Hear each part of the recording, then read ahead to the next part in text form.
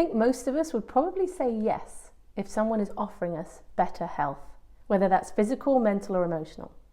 Now, we know that food can affect our physical, mental, and emotional health. So if we're thinking about self-care as looking after physical, mental, and emotional health, food is going to become part of that because most of us eat every day, several times a day.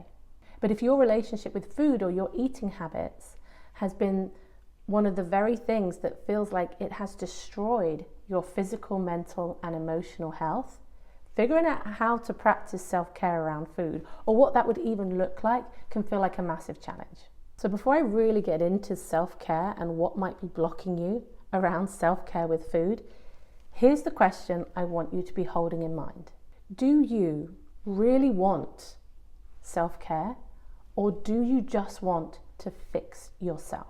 Those two things are not the same. And so particularly in the realm of when people are trying to heal their relationship with food, I hear people talking about self-care as a way to fix themselves and fix their bodies, rather than self-care because I want to figure out how to take care of myself, even if nothing physically changes.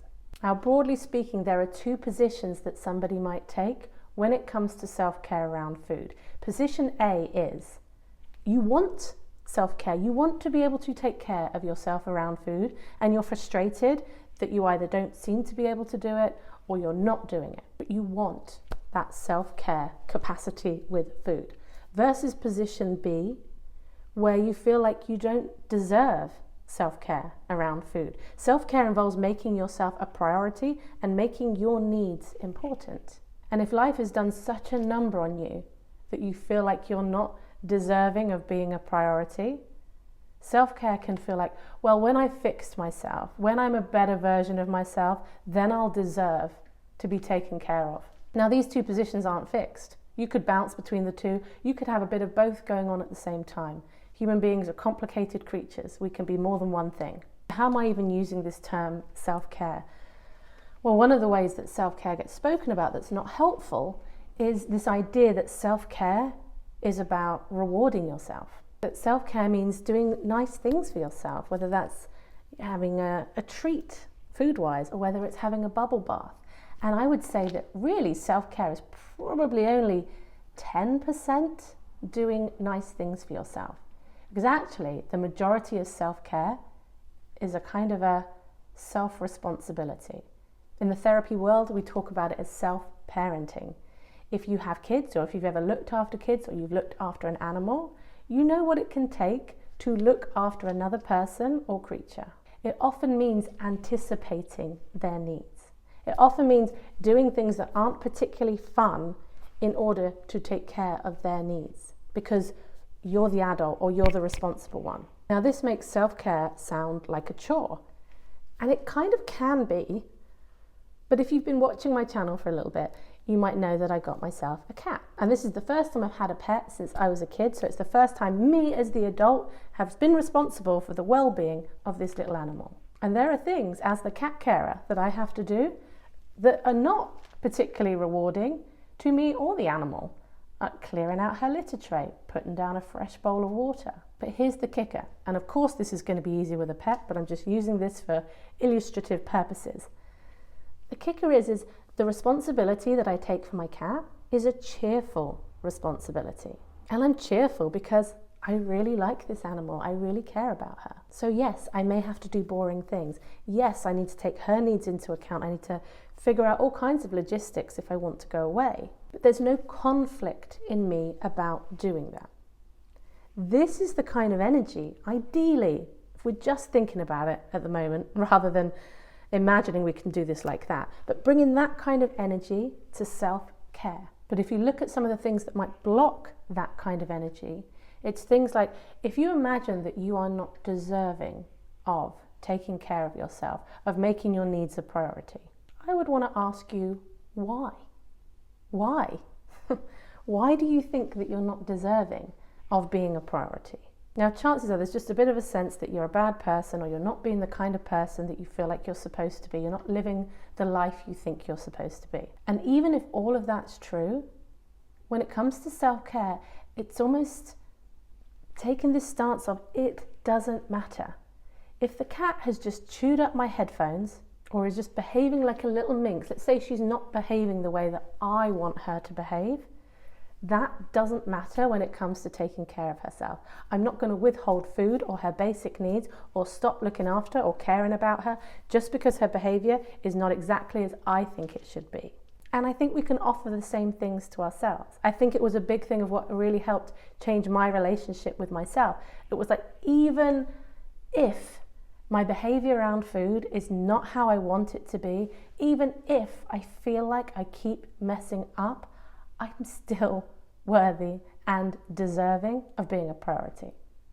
But here's where it gets complicated with food. Okay, so what does self-care or you being a priority around food actually look like? Because if you look at the reward idea of self-care, it's going to be about just giving yourself all the delicious foods that you try and stop yourself from eating, because that is giving you what you want and it's giving you that rewarding experience of eating.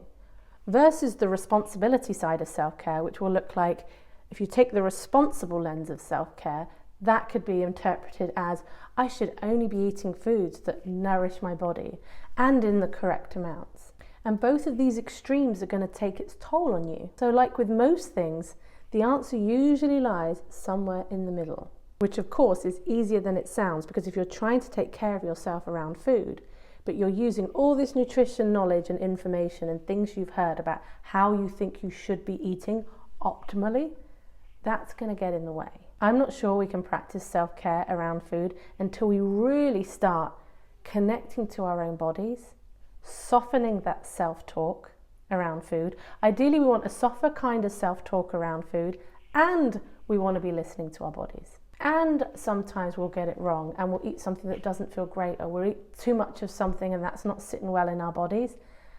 Would you want to beat yourself up and feel guilty about that and make yourself feel physically, mentally and emotionally even worse? Or forgive yourself and move on, recognizing that we all misjudge around food. Food is like this sort of navigation where sometimes we're going to eat a bit more than we want, sometimes we might not eat as much as we want.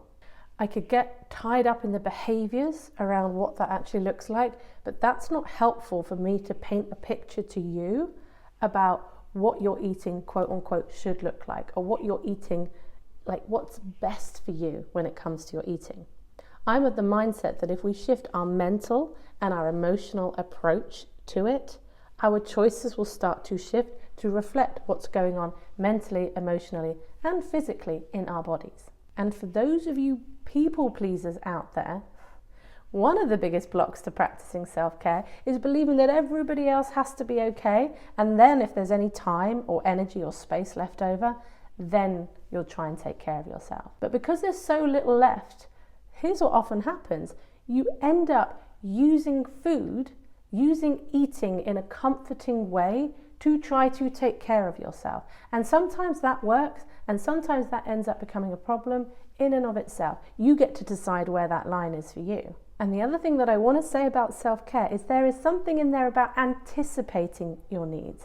So for those of you who are waiting till you get hungry and then trying to figure out what you're going to do around food, no wonder it feels like you keep slipping up. You're letting yourself get over hungry. So by the time hunger hits, you want something quickly, something that's immediately available, something with a lot of energy in. And then you find yourself reaching for certain kinds of foods that you feel like are not serving you in the long run. And in order to anticipate needs, we have to be a priority. We have to be thinking about what is best for our own well-being, using some of the energy you normally spend beating yourself up about what you should and shouldn't do, using that energy to be asking yourself, how do I improve my own well-being? And that's going to look different for many of you. For some people, it's about being able to say no, because you find yourself saying yes to people and things all the time. For someone else, it might be about asking for help because you're so independent, you think you're supposed to do everything on your own. But if you think you can just start self-care around food, but you're not practicing it in the other aspects of your life, that will be another path where you just find yourself unable to stick at this self-care thing, because you're going, in this little area of my life I'm going to try and take care of myself, but everywhere else I'm not a priority. And if you're doing that, I bet my bottom dollar that the earlier question I asked you about whether you actually want to take care of yourself or whether you want to fix yourself, the answer would probably be fix yourself. Self-care around food for most people is going to look like balance, and I appreciate that balance is one of the hardest. It's like me saying to you, oh, just Have you tried just eating in moderation? As a piece of advice, it sucks, but as a change in attitude and change of your goals, it can be really helpful. So I'm just going to find out now if the cat wants some fish. Does she want some fish? Do you want some fish? Do you want some fish? Do you think she wants some fish? See, I've taught her a trick already. We got some treats. And sometimes it looks like just teaching your cat a trick and being so pleased with yourself that you put it on your YouTube video and try and somehow crowbar the fact that my cat knows the word fish into a video on self-care. And if you haven't listened to my podcast yet, we actually have an episode on self-care versus self-indulgence, which takes some of the themes I've talked about here and we go a bit deeper with them. So if this is a topic that's of interest to you, you might want to check out that video here. But until next time, goodbye for now.